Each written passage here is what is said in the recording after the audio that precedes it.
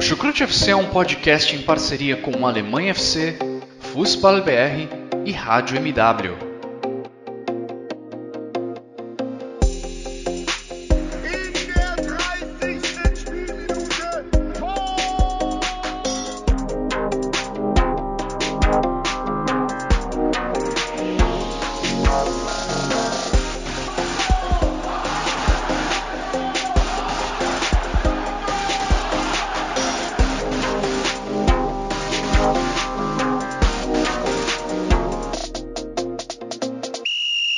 Sejam muito bem-vindos, fãs da Bundesliga. O meu nome é Guilherme Ferreira e eu recebo vocês para mais uma edição do Chucrute FC.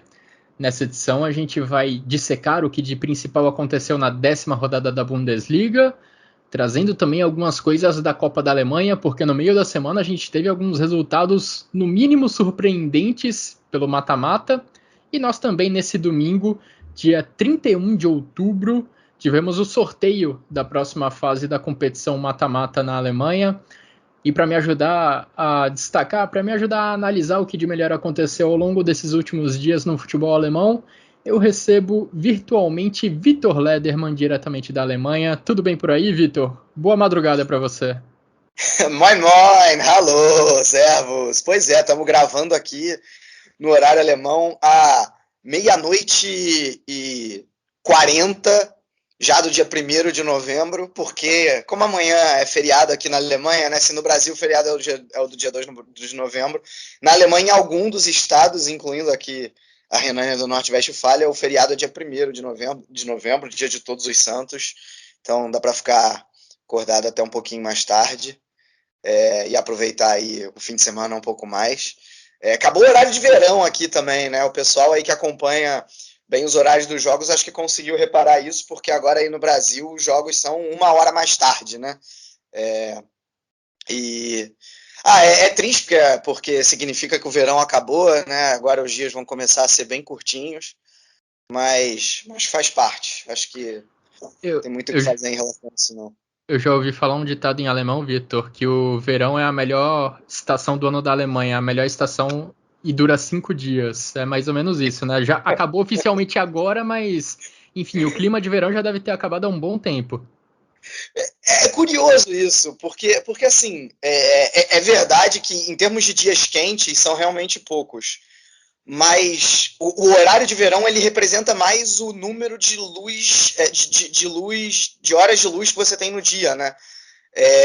E nesses termos, o frio ou o calor ele não faz muita diferença. Então acaba que, nesse sentido, eu até gosto mais da Alemanha do que do Brasil, porque você tem 5, 6 meses no ano que são muito bons, que anoitecem 9 horas da noite e 5 da manhã já está de dia, né? Então, nesse sentido, eu até prefiro. Tudo bem que você tem 2 meses ali, 2 meses e meio, né? Tipo, do meio de novembro até ali o meio de fevereiro, então são 3 meses, que são muito ruins. Mas depois você tem 6 meses sensacionais e outros 3 meses razoáveis, então até me agrada um pouquinho mais. Então, faça aí sua despedida do horário de verão. Imagino que você já tenha feito, né? E para quem acompanha a Bundesliga daqui do Brasil, você pode acordar os sábados um pouquinho mais tarde, né? Aquela faixa de jogos que acontece às 10h30 da manhã, ou melhor, que acontecia às 10h30 da manhã, agora ela vai começar às 11h30, dá para dormir um pouquinho mais de sexta para sábado. Bom, antes da gente começar a nossa análise sobre a 10ª rodada do Campeonato Alemão, deixo aqui os meus agradecimentos, né, aos nossos parceiros do Alemanha FC e também do Fußball BR, que também trazem uma ótima cobertura do futebol alemão. Também faço aquele meu tradicional agradecimento a todo mundo que nos acompanha. Se você está começando a conhecer o Chucrute FC agora, a gente disponibiliza os nossos episódios nas principais plataformas de áudio. Também colocamos os nossos episódios no YouTube, então você escolhe onde você quer nos ouvir. O importante é nos acompanhar. E vamos então, Vitor, começar o nosso debate sobre essa rodada de campeonato alemão no final de semana, falando do jogo entre Borussia Dortmund e Colônia, jogo que aconteceu lá em Dortmund. E olha, se uma pessoa desavisada olhar para as estatísticas e ver que um duelo entre Borussia Dortmund e Colônia terminou com um time dominando posse de bola, tendo mais finalizações que o adversário, essa pessoa com certeza vai achar que o Borussia Dortmund foi o dono dessas estatísticas. Mas não foi bem assim que aconteceu nesse sábado. O Borussia Dortmund teve menos a bola, finalizou menos, ainda assim conseguiu sair com a vitória por 2-0. E isso acontece porque o Colônia já mostrou nessa temporada que é um time capaz de tirar, digamos, os times mais ricos da zona de conforto. Fez isso de novo agora contra o Borussia Dortmund, forçou o Borussia Dortmund a jogar em casa de uma maneira mais recuada, algo que nós não estamos muito acostumados a ver. Normalmente é o Borussia Dortmund quem empurra o seu adversário para o campo de defesa quando joga nos seus domínios. Mas, curiosamente, foi justamente nesse cenário que o Borussia Dortmund conseguiu seu primeiro clean sheet da temporada. Conseguiu pela primeira vez passar um jogo sem sofrer gols, e muito graças a uma ótima atuação do zagueiro Mats Hummels, que foi muito bem ali no combate ao perigoso centroavante do Colônia, o Anthony Modeste. Hummels foi o principal nome dessa defesa, e lá no ataque Torgan Hazard decidiu, fez um dos gols do Borussia Dortmund, além de Stefan Tigges, que marcou o seu primeiro gol na carreira na Bundesliga. O que você tem a dizer para mim, Vitor, sobre essa vitória do Borussia Dortmund, sob circunstâncias um pouco diferentes? Eu vou até começar então pelo lado do Colônia, né, essa circunstância diferente, porque isso representa uma certa quebra de paradigma lá para os bodes. Porque a gente se acostumou a ver um Colônia nas últimas temporadas basicamente se defendendo e tentando arranjar uns pontinhos ali nos contra-ataques ou nas bolas paradas, e não é mais assim. Não é só um time que preza pela posse da bola, é um time também que pressiona o adversário no seu campo de defesa. Realmente o que você falou é muito verdade, né? Gosta de incomodar o adversário, gosta de deixar mesmo os times mais fortes que ele desconfortáveis. Fez isso contra o Bayern de Munique na segunda rodada. Tudo bem que ainda não era um Bayern de Munique encaixado, com Nagelsmann ainda no início de trabalho, mas foi aquele jogo que o Colônia saiu perdendo por 2-0, foi buscar um 2-2 e acabou perdendo por 3-2, mas num jogo que se saísse empatado não seria um resultado não condizente com a partida, né? E agora contra o Dortmund fez a mesma coisa, né? Deixou o Dortmund desconfortável, né? É um time que usa muitos lados do campo para atacar, com o Hector, com o Schmitz, e busca muito também o Anthony Modeste, né? Assim, é um time que usa muitos cruzamentos para buscar as cabeçadas do Modeste. Aí quando você ouve isso, parece então que é um time de uma jogada só, buscando sempre o mesmo jogador, né? Mas não é isso. Tem esse elemento como força, mas não é só isso, né? Tanto é que você deu todos os dados aí interessantes para a gente. Eu só vou fechar com mais um. O Colônia teve a estatística que eu gosto muito de citar aqui, né? O passes por ação defensiva de 6,26, que é um número muito baixo, e o mais baixo da rodada de todos os times da Bundesliga nessa 10ª rodada, né? Ou seja, foi o time que mais pressionou o seu adversário no campo de ataque, né? Ou melhor, no campo de defesa. Então é realmente um time que consegue incomodar o adversário. O próprio Baumgart, no final, disse que estava satisfeito com o desempenho da sua equipe, e realmente o resultado não tinha sido ok. Aliás, o resultado do Colônia nos últimos jogos não tem sido bom. É curioso isso. É um time que consegue jogar bem, consegue realmente incomodar o adversário, mas nas últimas 4 ou 5 partidas não conseguiu resultados bons, né? Jogo ruim mesmo, só contra o Hoffenheim, aquela derrota de 5-0, que talvez tenha suado mais, pelo menos em termos de desempenho, como um acidente de percurso. Cara, e o Borussia Dortmund, assim, é um time que, falamos isso semana passada, eu vou repetir aqui, né? Esse 1 ponto de diferença que tem para o Bayern de Munique, de maneira nenhuma condiz com o desempenho das duas equipes até aqui, mas bem ou mal o Dortmund vem competindo muito bem, né? Isso é o que é o mais importante.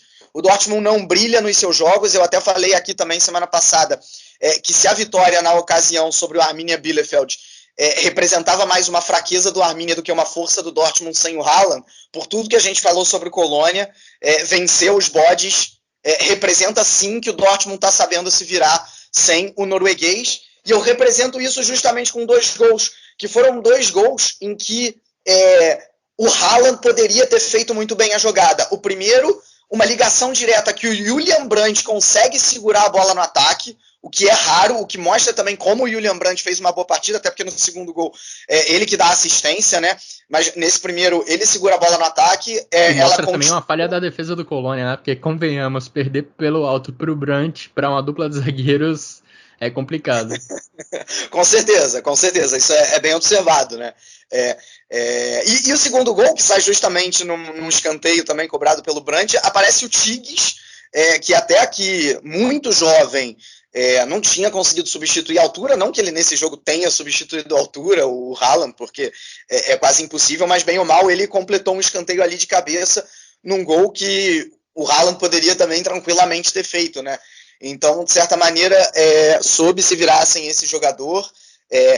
Bem ou mal também, mesmo com menos chances criadas que o Colônia, teve mais chances claras do que o seu adversário, então isso diz alguma coisa também, soube explorar os contra-ataques. E agora, acho que talvez essa seja a grande diferença para as últimas temporadas. Tem um goleiro que garante pontos, né? O Kobel realmente, desses 20, me ajuda aí, são 26 pontos até aqui na temporada. O Dortmund são 24. 24 pontos, já estava até dando ponto a mais. 24 pontos, eu acho que vários deles o Kobel foi importantíssimo na conquista, né? Então, enfim, eu acho que a grande questão do Dortmund nessa temporada é um time que brilha menos, por exemplo, que o da temporada passada, mas definitivamente é um time que compete mais. E é curioso você ter levantado esse ponto, Vitor. O primeiro gol, de fato, sai numa ligação direta da defesa para o ataque, que o Brandt ganha pelo alto e logo na sequência o Dortmund faz o gol. E o segundo gol, o gol de escanteio, o escanteio também surge de uma bola longa da defesa para o ataque.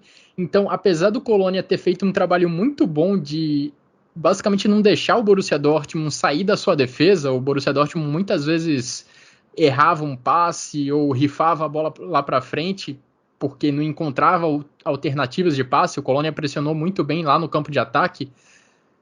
Pelo alto, justamente num jogo em que o Borussia Dortmund não tinha o Haaland, o Borussia Dortmund conseguiu criar sua chance de gol, conseguiu criar seus gols a partir dessa arma, a partir dessas disputas pelo alto.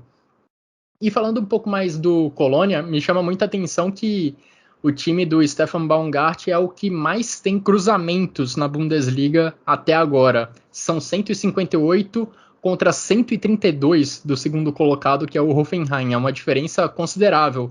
A busca pelo Modeste, né, que eu citei. lá para passadas.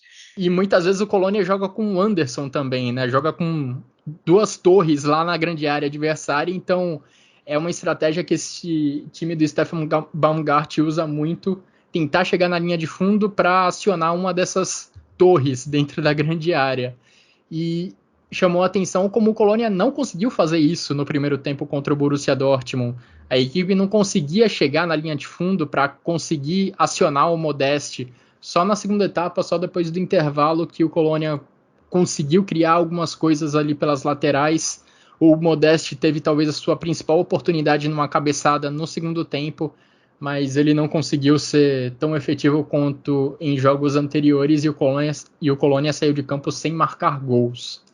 Você comentou, Vitor, também sobre o Brandt, né, e como ele foi importante nessa partida para o Borussia Dortmund. E se a gente pegar os 5 gols do Borussia Dortmund, vi essa estatística no Twitter e chamou bastante atenção, nos últimos 5 gols do Borussia Dortmund, o Brandt deu 3 assistências e nos outros 2 ele deu o passe anterior à assistência. Ou seja, o meia do Borussia Dortmund, o Julian Brandt, tem participado bem das situações de gol que a equipe produz. E agora, virando a página para a gente comentar sobre outro jogo que aconteceu no sábado, a gente fala do jogo entre Union Berlim e Bayern de Munique. O líder do campeonato viajou até a capital da Alemanha e venceu por 5-2. Isso depois do Bayern de Munique protagonizar o seu pior jogo da temporada no meio da semana, depois de sofrer uma goleada de 5-0 contra o Borussia Mönchengladbach pela Copa da Alemanha. Bayern de Munique eliminado da Copa da Alemanha, com o time titular, diga-se de passagem, e depois de sofrer 5 gols, o Bayern de Munique foi lá e mostrou que não desaprendeu a balançar as redes adversárias, fez 5 gols no Union Berlin, que olha, não é um adversário qualquer. O Union Berlin sofreu a sua primeira derrota em casa desde setembro de 2020. O Bayern de Munique foi lá e conseguiu quebrar esse tabu com mais uma grande atuação ofensiva, mas, Vitor, defensivamente algumas coisas ainda parecem que precisam ser ajustadas. Acho que é bem isso, né? Eu acho que, assim, é o jogo que o Bayern entrou mais pressionado em muito tempo por conta do que tinha acontecido lá em Mönchengladbach na quarta-feira. E aí eu acho que é o que está o mais importante desse jogo. O Bayern deu a resposta. Né? A postura dos jogadores em relação à partida de quarta-feira mudou de uma maneira muito grande, né? Mudou absurdamente. Principalmente ali nos 40, 43 primeiros minutos, a melhor fase do Bayern na partida foi o Bayern de Munique que a gente viu nos jogos anteriores da Champions League, contra o Hoffenheim, contra o Hertha Berlin, contra o Bayer Leverkusen, talvez um pouquinho abaixo, mas ainda um Bayern jogando muito bem, né? Um Thomas Müller que eu acho que na partida de quarta o Thomas Müller pareceu depois da partida ser um dos mais incomodados, né? Falando não, né, isso aqui não é o Bayern de Munique, a gente precisa dar uma resposta rápida, e eu acho que ele era um dos mais determinados a dar essa resposta. Oi? E deu a resposta. Não, exatamente, deu. Foram 3 assistências e um gol na partida. Mas, como eu falei, acho que mais importante do que os números, do que os 5 gols, do que as 3 assistências do Miller, do que, de novo, os 2 gols do Lewandowski, né? Que todo fim de semana tá deixando dele, né? Dessa vez até de falta, não é? Já vimos gols de falta dele, mas não é exatamente uma coisa comum. E tá aí. Mas acho que mais importante do que tudo isso, acho que é a postura, é a resposta que o Bayern de Munique deu. Porque quando o Bayern tomou de 5-0 e ia enfrentar o Union Berlin, como você muito bem falou, estava 21 jogos sem perder, e um time que, a exemplo do Colônia, que a gente acabou de falar, de uma maneira completamente diferente, mas também incomoda e joga bem contra os times melhores do que ele, era o momento que os outros times, de repente, falaram assim, opa, talvez a gente consiga alguma coisa aqui, vamos ver como é que vão ser os próximos jogos. E aí o Bayern de Munique consegue dar essa resposta muito, muito boa, né? Realmente, no segundo tempo, o ritmo caiu bastante, o jogo ficou mais lá e cá. Aliás, já no finalzinho do primeiro ali, quando o Union Berlin faz o primeiro gol e logo faz o segundo, que é corretamente retirado pelo VAR, mas continua bem no segundo tempo, né? E aí é até curioso, porque o Bayern de Munique passa a ser um time de contra-ataque, né? Consegue o quarto gol, o quinto gol, que é o Pamecano construindo um contra-ataque, correndo muito na velocidade ali e tocando pro Thomas Müller. Então o Bayern de Munique naquele momento é até mais um time de contra-ataque do que um time que empurra o seu adversário para a sua área, né?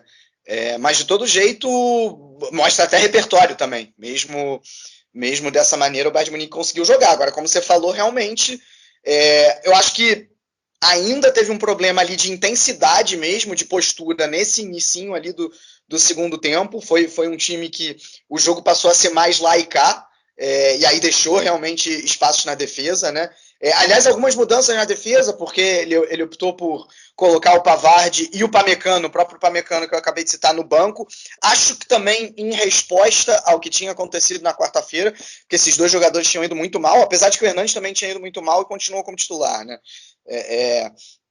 Mas de todo jeito é para dizer assim, ó, quem jogar mal aqui talvez precise de vez em quando ficar um pouquinho no banco, e acho que os jogadores perceberam isso e realmente deram a resposta esperada, e continuo dizendo, o Bayern de Munique ainda vai ganhar essa Bundesliga com uma certa tranquilidade, né? O único ponto existente hoje entre Bayern de Munique e Borussia Dortmund, a tendência pelo que os 2 times estão jogando é que aumente. E já que você mencionou ele, Vitor, queria chamar a atenção porque o Pamecano vem mostrando ao longo dessa temporada incrível a montanha-russa dele, né, ao longo dessas últimas semanas. Porque tem alguns jogos em que ele parece o ótimo Upamecano dos seus melhores momentos lá em Leipzig, conseguindo dominar o atacante adversário, passar um jogo tranquilo, sem sofrer muito.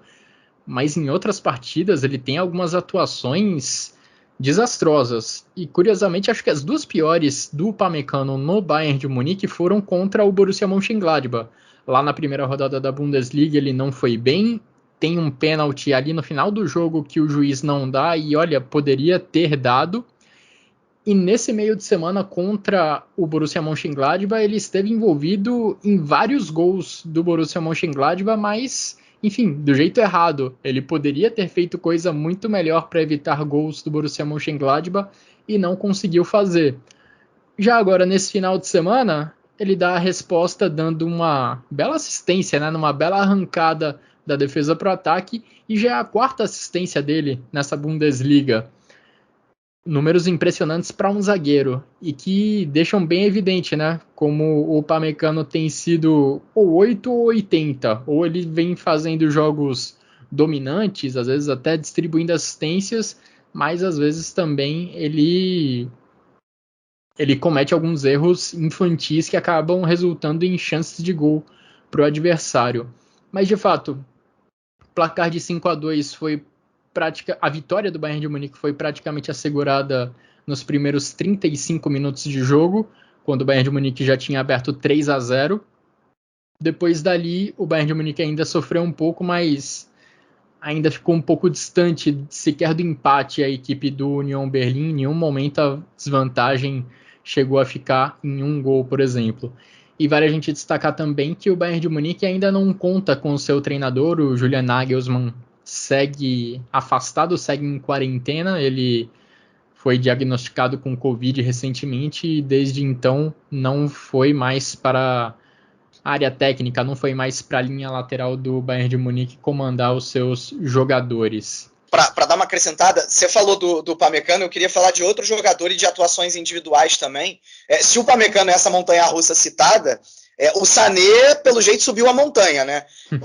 Vale lembrar que ele lá em 2018 foi retirado do elenco da Copa do Mundo.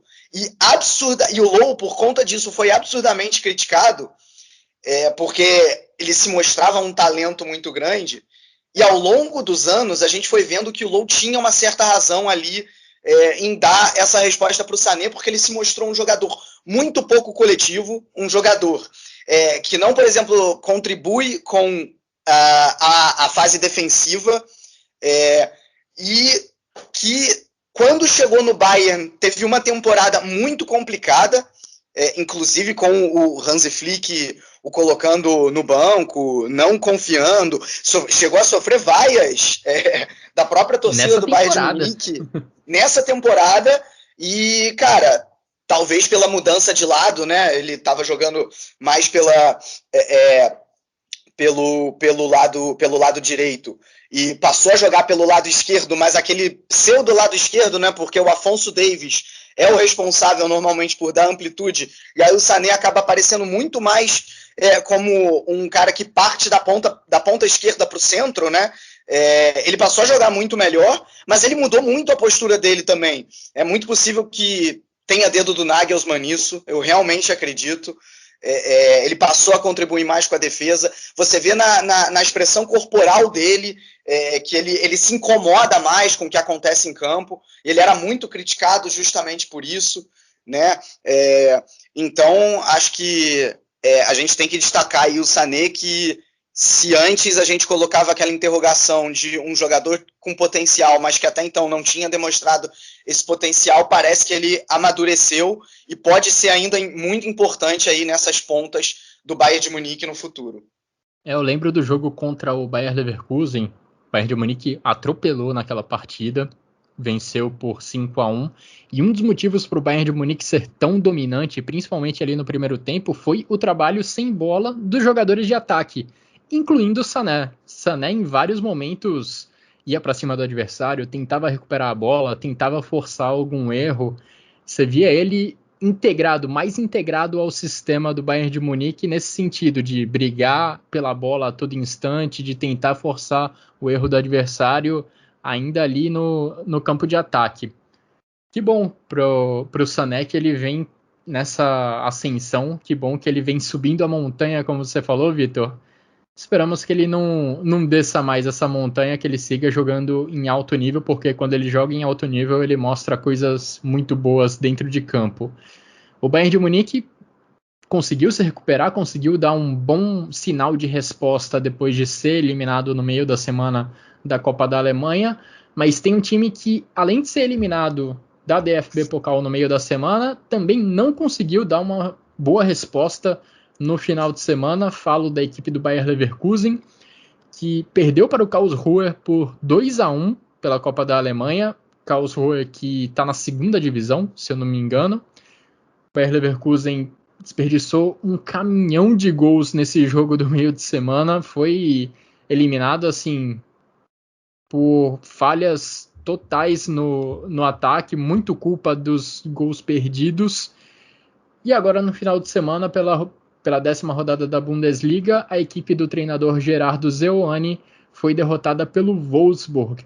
E aqui vale destacar a estreia de um treinador do Wolfsburg, a estreia de Florian Kohfeldt, treinador que teve momentos bem distintos em seu último trabalho no Werder Bremen. Lá no começo, ali na temporada 18-19, o Werder Bremen chamou muito a atenção por ser um time que jogava bem, que jogava com a bola, que produzia ofensivamente, mas depois a equipe caiu bastante de produção nas temporadas seguintes e o Kohfeldt meio que mudou a sua postura, passou a organizar um time que jogava mais recuado, que entregava a bola para o adversário, e pelo menos nesse primeiro jogo, claro que é muito cedo para avaliar como esse Wolfsburg vai atuar daqui para frente, mas pelo menos nessa primeira partida, o Kohfeldt foi o do segundo momento com o Werder Bremen, e o Wolfsburg foi uma equipe mais defensiva, que entregou a bola para o Bayer Leverkusen, mas saiu de campo com os 3 pontos. Venceu o Vitor pela primeira vez depois de 8 partidas, um pequeno alívio para os Lobos e um sinal de preocupação para a equipe do Bayer Leverkusen, que agora já emenda uma sequência negativa. Eu acho interessante isso tudo que você falou do Kohfeldt, né? Você abordou esse histórico, que eu justamente tinha basicamente anotado a mesma coisa, e que bom que você já poupou aqui tudo que eu ia falar. Mas, então, justamente para tentar tratar de alguma coisa diferente, né? Eu acho que para começar, esse Kohfeldt do segundo momento dele no Werder Bremen, né, com uma postura mais reativa, de certa maneira, é algo que o Wolfsburg, entre aspas, já tem, né, ou já tinha na última temporada com o Oliver Glasner e teve nos primeiros 4 jogos com o Mark Van Bommel e que tinha se perdido nesses últimos 8. Né? Então, assim, basta o Kohfeldt voltar com a chavinha anterior em termos defensivos para acertar essa questão. E aí eu acho que o grande desafio dele vai ser realmente fazer o Wolfsburg conseguir ter mais ideias ofensivas do que teve até aqui, digamos, nesse último ano, né? No ano de 2021, talvez. E mesmo assim eu já vi algumas coisinhas. Eu já vi, por exemplo, primeira mudança, eu senti uma mudança de postura no Wolfsburg. O exemplo que eu falei agora do Bayern de Munique, em relação à partida do Gladbach e a partida do Union Berlim, eu acho que vale um pouco para o Wolfsburg. Nas outras partidas você via um time muito mais apático em campo, e nessa você via um time que ganhou mais divididas, que foi mais para cima, que pressionou mais o Leverkusen, né? Deu menos espaço para os jogadores do Leverkusen jogar. Segunda coisa também, ele escalou o time com 3 zagueiros, era algo que o Mark Van Bommel não vinha fazendo. O Guilavogui como um zagueiro ali mais pelo centro, ele que a gente se acostumou a ver de volante, ele mais jogando como um zagueiro pelo centro, né? Então tem já uma certa mudança tática também, com os laterais dando amplitude.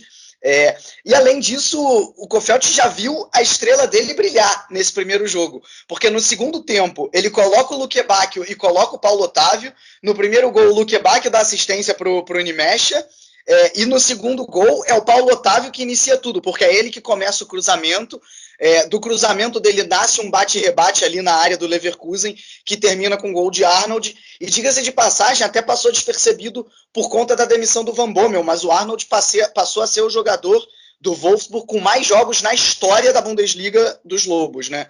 Então, isso já na partida passada, mas vale aí esse destaque. E o Leverkusen, né, além da derrota na Pokal, dessa derrota agora para o Wolfsburg, não vence há 5 partidas, né? 5 partidas oficiais. A sensação que eu tenho é que, às vezes, o Leverkusen parece ser aquele time com prazo de validade.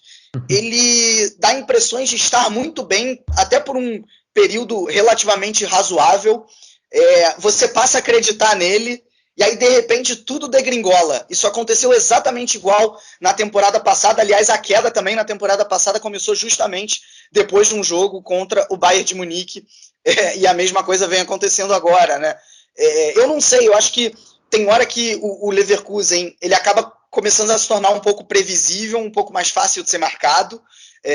Nesse jogo, a ausência do Schick acho que fez diferença também, machucado, mas nas outras partidas ele estava ainda, e mesmo assim o Leverkusen não foi bem, né, nessas últimas 5.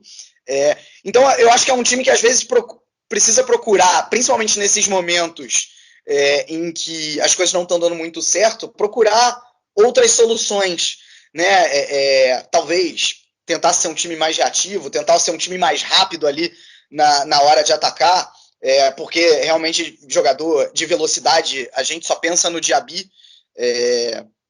Não sei, tentar... suspenso, inclusive, nessa partida, né? Que estava suspenso nessa partida, né? Então, não sei, realmente é um Leverkusen que você acaba, por conta disso, não conseguindo confiar, né? Porque quando parece que vai, acaba não indo, não à toa é conhecido como Bayer Leverkusen, por conta de nunca ter conquistado um título na Bundesliga e também amarelar em finais de Pokal, enfim, parece que está amarelando de novo. Pois é, e nossa, ficou muito na minha cabeça a partida do meio da semana do Bayer Leverkusen contra o Karlsruhe pela Copa da Alemanha, porque foi de fato muito impressionante como a equipe do Bayer Leverkusen entregou de bandeja essa classificação para o time adversário. O segundo gol do Karlsruhe sai de uma saída de jogo completamente errada do Hradek, que é um goleiro que faz suas boas atuações, que faz suas boas defesas, mas de vez em quando entrega uns gols para o adversário que são meio inacreditáveis. Isso voltou a acontecer contra o Karlsruhe. E lá na frente, no ataque, o caminhão de gols que o Bayer Leverkusen perdeu foi um negócio impressionante. Chances claras de gol que a equipe não aproveitou e acabou caindo já na segunda rodada da competição mata-mata. Falando um pouquinho mais do Wolfsburg, estou curioso para ver como vai ser essa disputa entre Nmecha e Weghorst. Vamos lembrar que quando o Marco Van Bommel ainda estava no comando... Fora Luke Bach e o Waldschmidt, né? Assim, é muita gente ali no ataque brigando por pouca posição. Claro que são jogadores diferentes, com características diferentes, funções diferentes, mas muito jogador para pouca posição aí, né? Sim, e com o Marco Van Bommel, o Nmecha já tinha ganho uma oportunidade como titular enquanto o Weghorst estava disponível. Na sequência, o atacante holandês, o Weghorst, precisou ser afastado porque foi diagnosticado com Covid. Ele segue afastado por esse motivo. Então, fico curioso para saber quando estiverem todos disponíveis, quando o Weghorst voltar, será que ele vai retomar a posição de titular? Porque o Nmecha voltou a fazer gol nessa rodada, foi um dos autores dos gols desse final de semana para a equipe do Wolfsburg.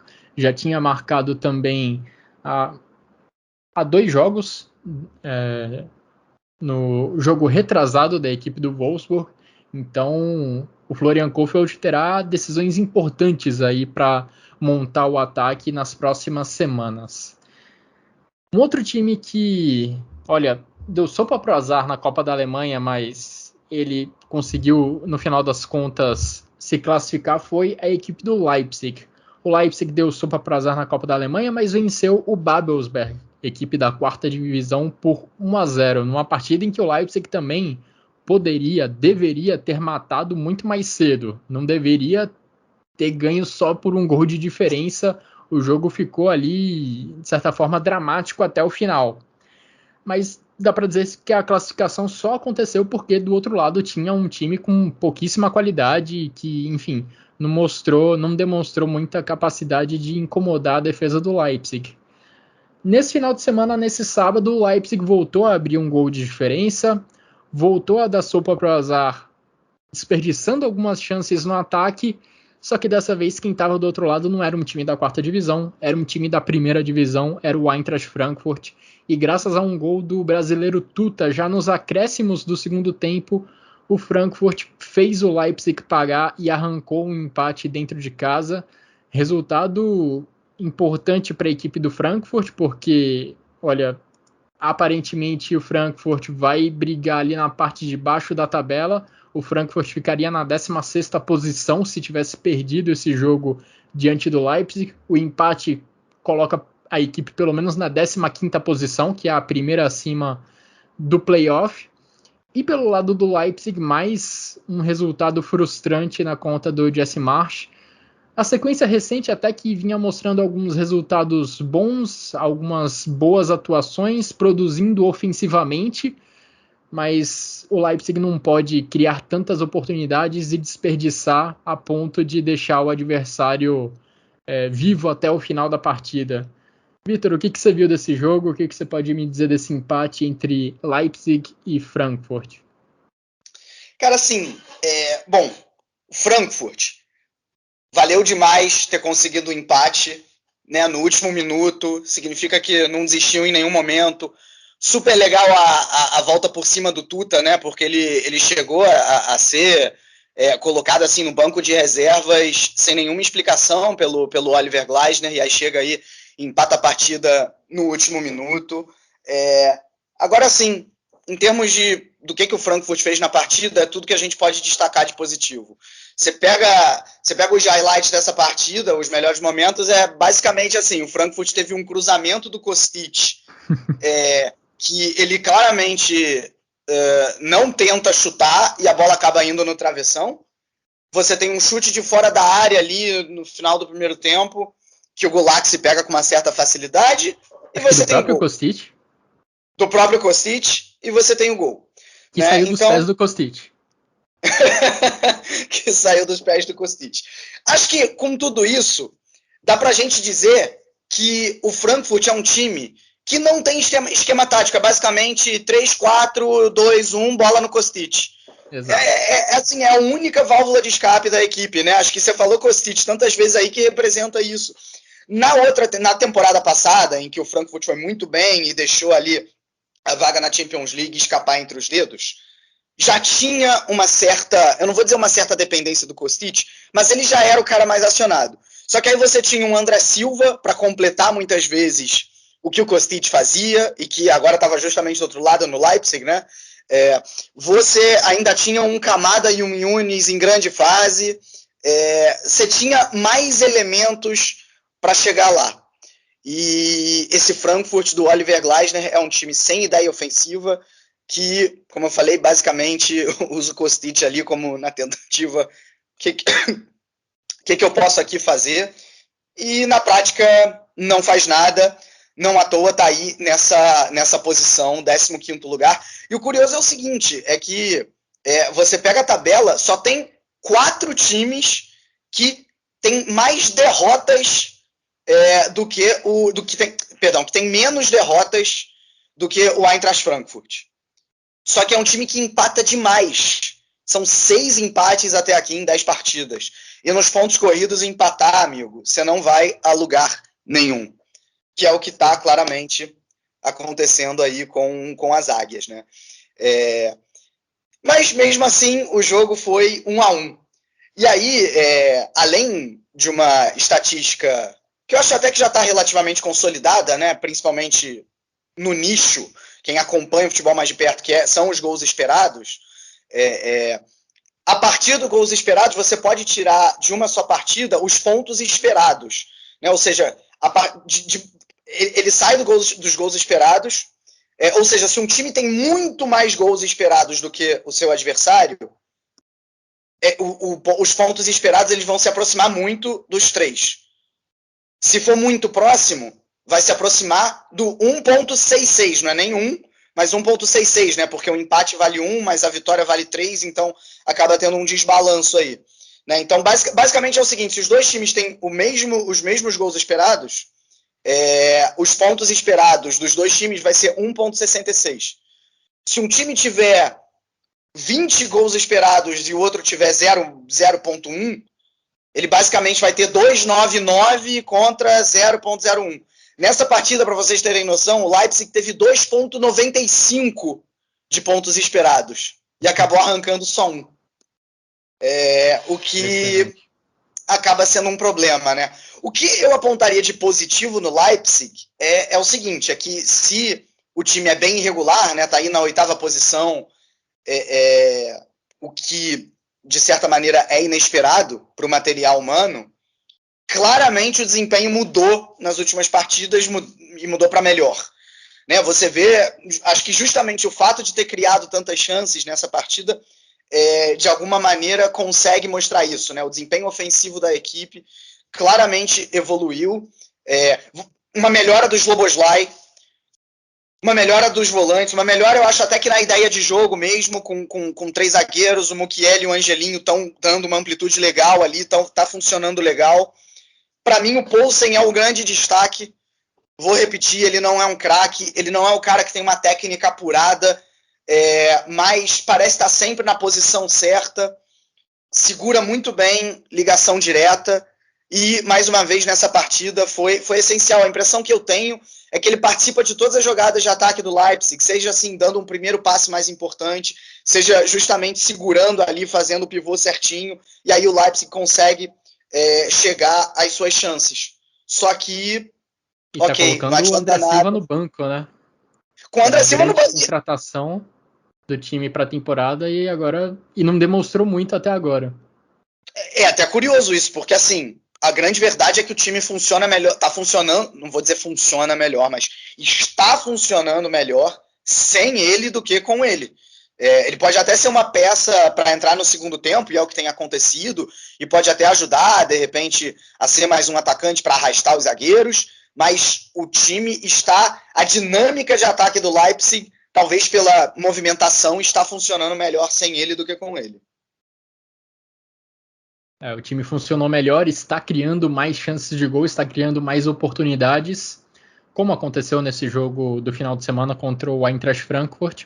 Faltou ter uma conclusão melhor, porque se o Leipzig tivesse caprichado um pouquinho mais nas finalizações, poderia tranquilamente sair com a vitória lá de Frankfurt. Foi deixar o 1-0 até o final, acabou cedendo o empate para a equipe do Eintracht Frankfurt, graças ao brasileiro Tuta. Vamos passar então, Vitor, para os demais jogos que aconteceram nessa rodada. Abrindo a 10ª rodada da Bundesliga, a gente teve a vitória do Hoffenheim contra o Hertha Berlim, vitória do Hoffenheim por 2-0. O Hertha até teve a primeira grande chance de gol da partida, mas depois basicamente não produziu nada. E destacar também o Kramaric, que marcou o primeiro gol dele nessa Bundesliga, depois de já distribuir algumas assistências para os seus companheiros, e também a boa atuação do ala pela esquerda, o Skov, que participou dos 2 gols da equipe do Hoffenheim. Já no sábado a gente teve outra vitória do Mainz vencendo o Arminia Bielefeld por 2-1. Vi que você já destacou ele no seu Twitter, Vitor, mas vale reforçar o ótimo momento do Burkhardt, atacante do Mainz, jovem atacante alemão, que esteve envolvido em 5 dos últimos 7 gols do Mainz. Contra o Bielefeld ele guardou mais um. A gente também teve a vitória do Freiburg contra o Greuther Fürth, primeira vitória do Freiburg no seu novo estádio, no Europa Park Stadium, e o Freiburg vai mostrando novamente a sua força nas bolas paradas. O Freiburg marca muitos gols dessa maneira e já tem 4 gols de escanteio nessa Bundesliga. Contra o Greuther Fürth saiu o 4º.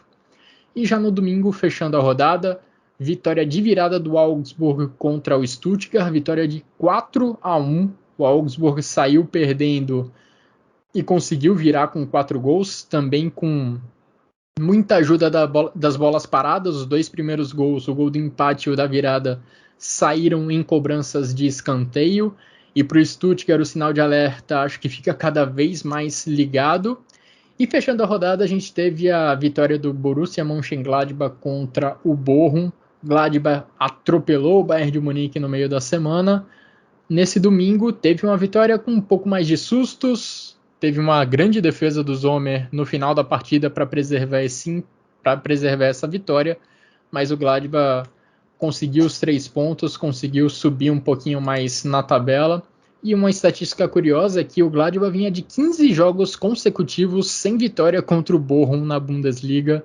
Essa sequência foi quebrada também com boa atuação do Alassane Plea, que marcou um gol e deu uma assistência.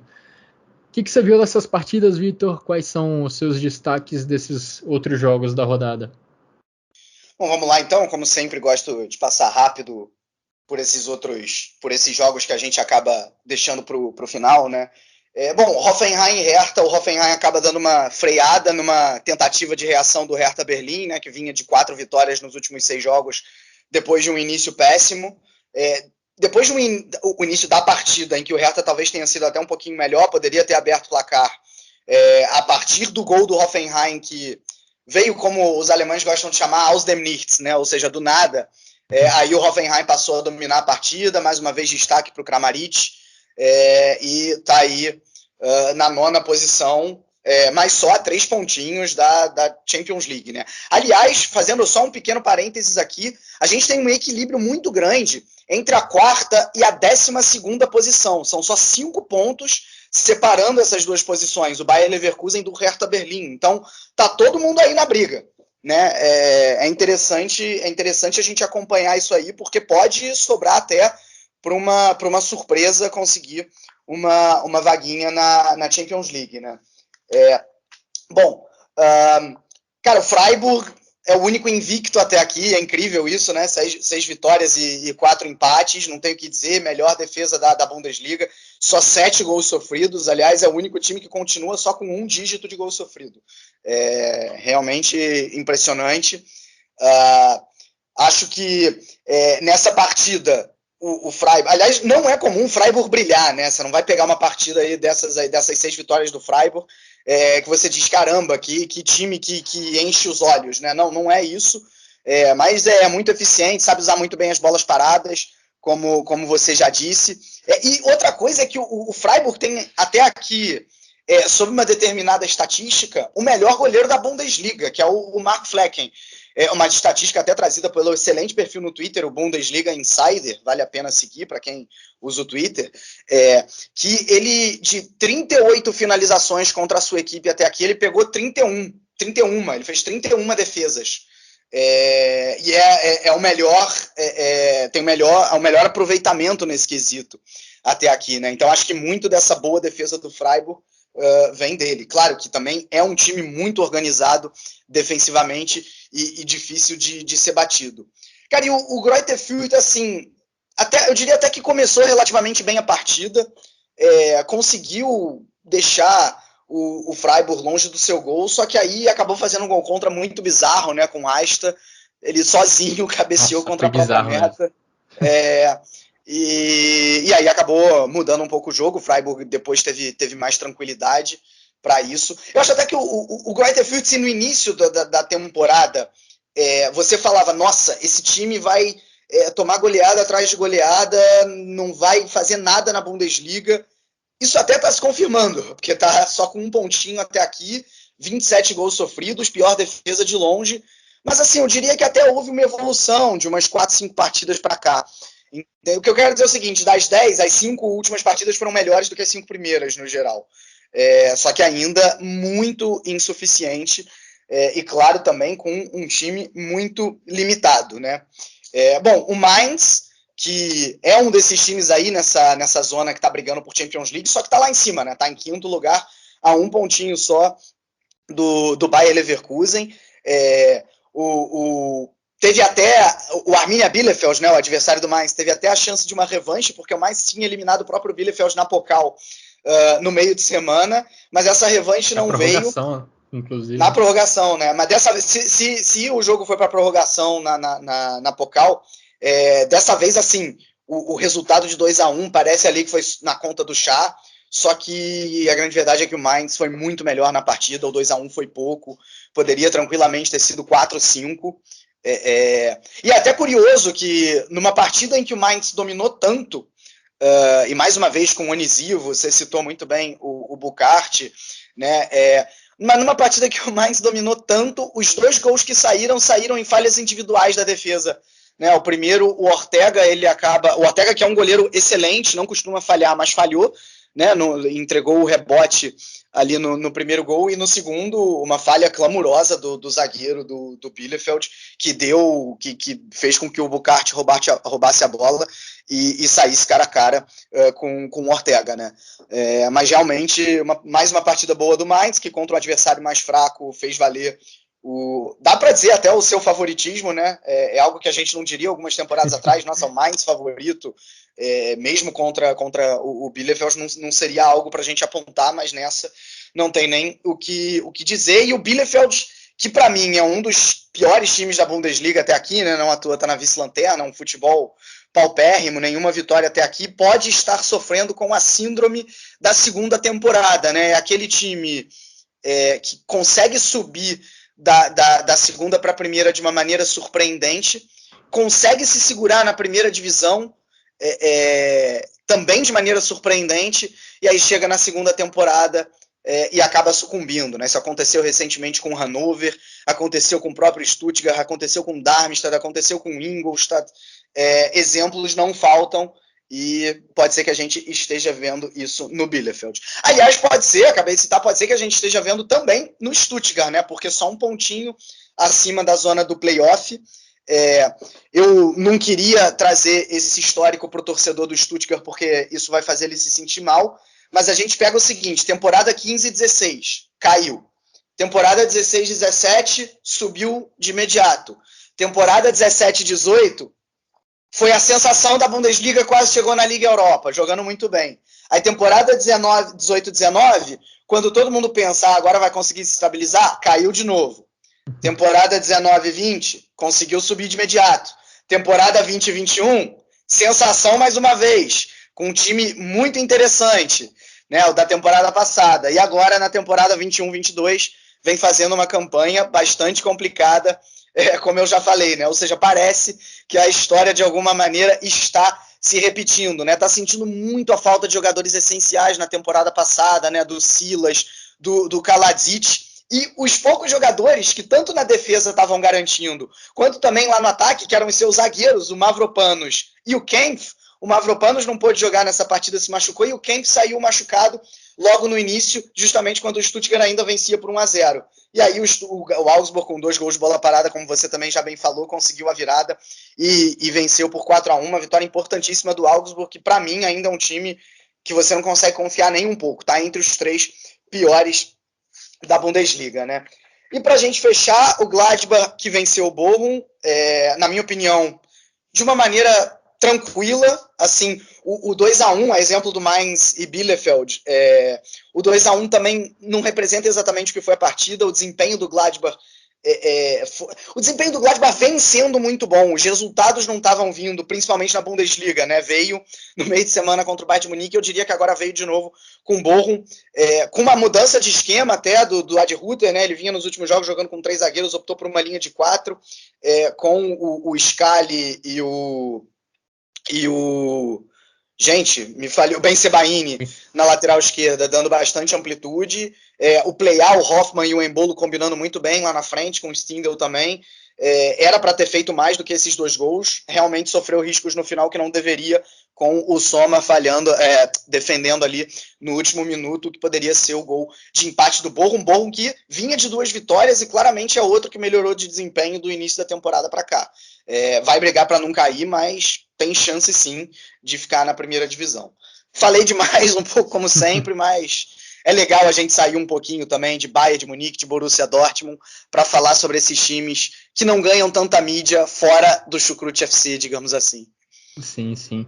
E falando um pouquinho mais do Gladbach, me chamou a atenção o Joe Skelly, o lateral direito, que vem ganhando oportunidades nessa temporada, porque o cara que vinha ocupando essa posição, o Stefan Leiner, está afastado por contusão, e o lateral direito norte-americano vem bem, vem mostrando boas atuações nessa temporada.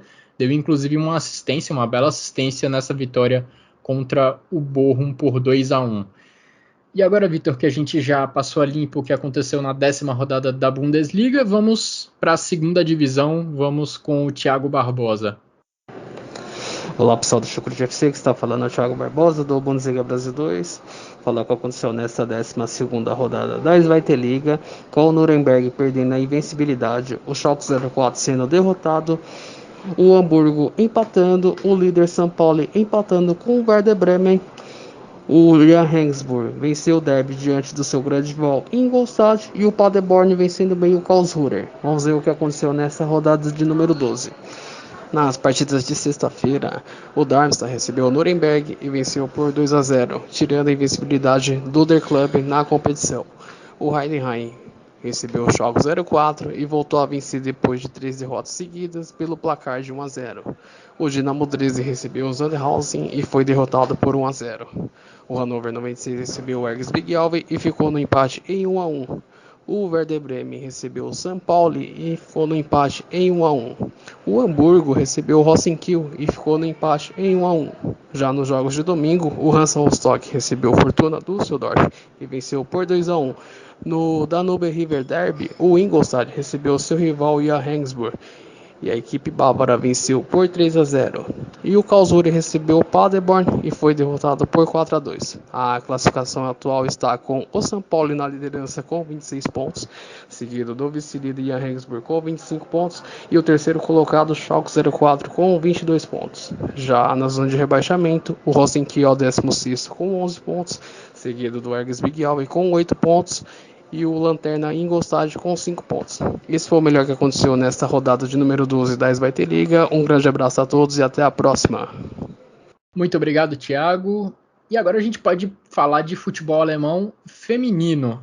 Nesse final de semana a gente teve a fase de oitavas de final da Copa da Alemanha feminina.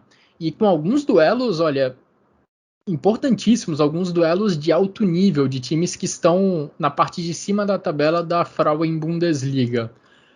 Um desses duelos foi o jogo entre Bayer Leverkusen e Hoffenheim. O Bayer Leverkusen é o segundo colocado da Frauen-Bundesliga, o Hoffenheim é o quinto, e o Bayer Leverkusen seguiu com sua ótima temporada, conseguiu eliminar o Hoffenheim nos pênaltis depois de um empate em 2-2 no tempo normal.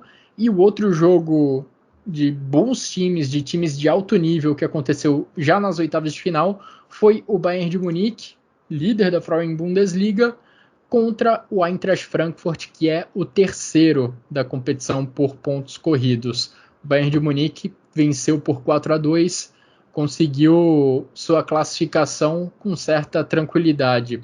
Os outros jogos dessa fase da DFB Pokal feminina foram Jena vencendo por 3-1 o Karlsruhe, o Wolfsburg vencendo o Siegen por 9-0, o Zand vencendo o Werder Bremen por 1-0, o Turbine Potsdam vencendo o Colônia por 2-0 e o Essen vencendo o Hamburgo por 1-0.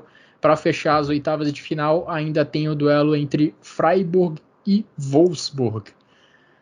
E chegando agora ao final, Vitor, dessa edição do Chucrute FC, eu quero te ouvir sobre os destaques da rodada. Quais foram os 3 principais jogadores e o golaço desse final de semana da Bundesliga? Um golaço que essa rodada teve muitos gols, a média foi até alta, mas em gols bonitos achei bastante carente. Eu acabei ficando com um gol do Blum de falta, ali para descontar para o Bochum, para o Gladbach, gol que não valeu de muita coisa para o Bochum, né? Mas mesmo assim, um gol bonito. Meus 3 jogadores de destaque, acho que a gente falou ao longo do cast, tá bem claro, né? Julian Brandt, Thomas Miller e Alassane Plea, essenciais nas vitórias de suas equipes. Eu fiquei em dúvida entre o gol do Coman, o quarto do Bayern de Munique, e esse de falta do Blum, mas vou dar meu voto para o Blum também, já que o Bochum não deve ser um destaque positivo tantas vezes assim ao longo da temporada, então vou dar esse voto para ele. E entre os 3 jogadores eu coloco Thomas Müller e Plea, assim como você, e coloco o Skov pela boa atuação que ele teve pelo Hoffenheim no jogo de abertura da rodada contra o Hertha Berlim. E assim a gente chega ao final dessa edição do Chucrute FC. Vitor, muito obrigado pelas análises e pelos comentários. Muito obrigado também a todo mundo que nos acompanhou até aqui. Um grande abraço a todos e até a próxima.